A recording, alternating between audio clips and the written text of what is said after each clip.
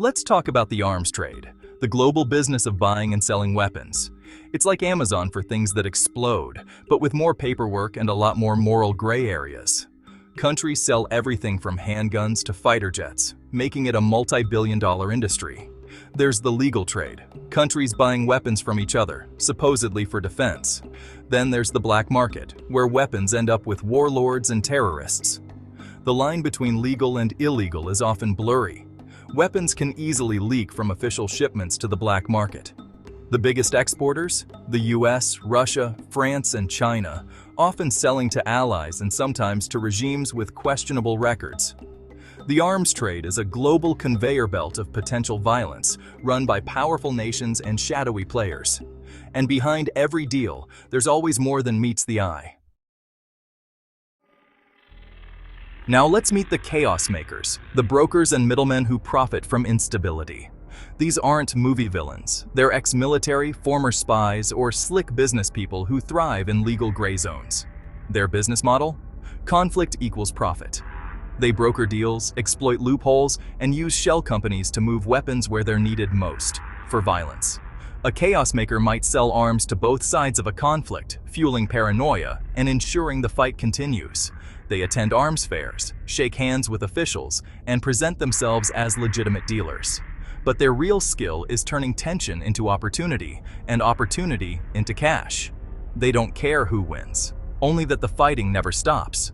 For them, chaos is just good business. Picture a stable country. Let's call it Viridia. A chaos maker, Mr. Glass, sees profit in Viridia's political divisions and valuable resources.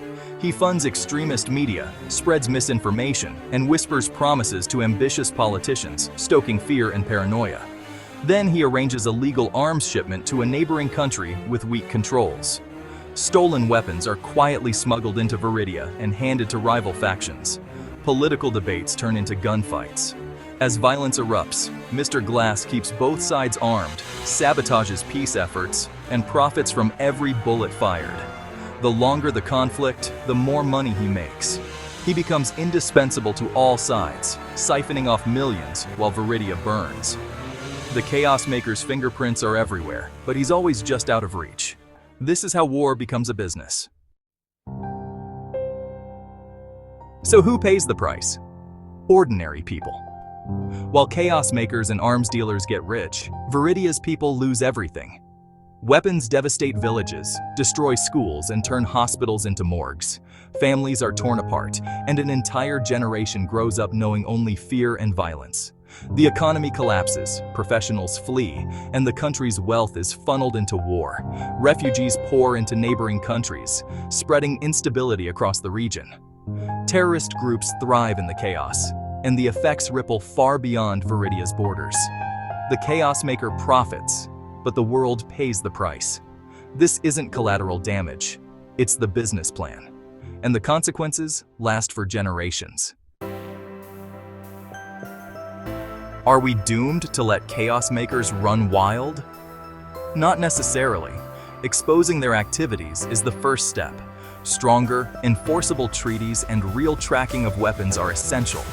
When illegal arms show up, there must be consequences, sanctions, asset freezes, and arrests. Cracking down on financial secrecy makes it harder for chaos makers to hide their profits. If moving blood money becomes too risky, the incentive fades.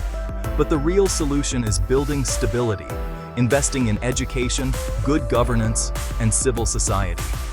A strong, united country is a tough market for chaos.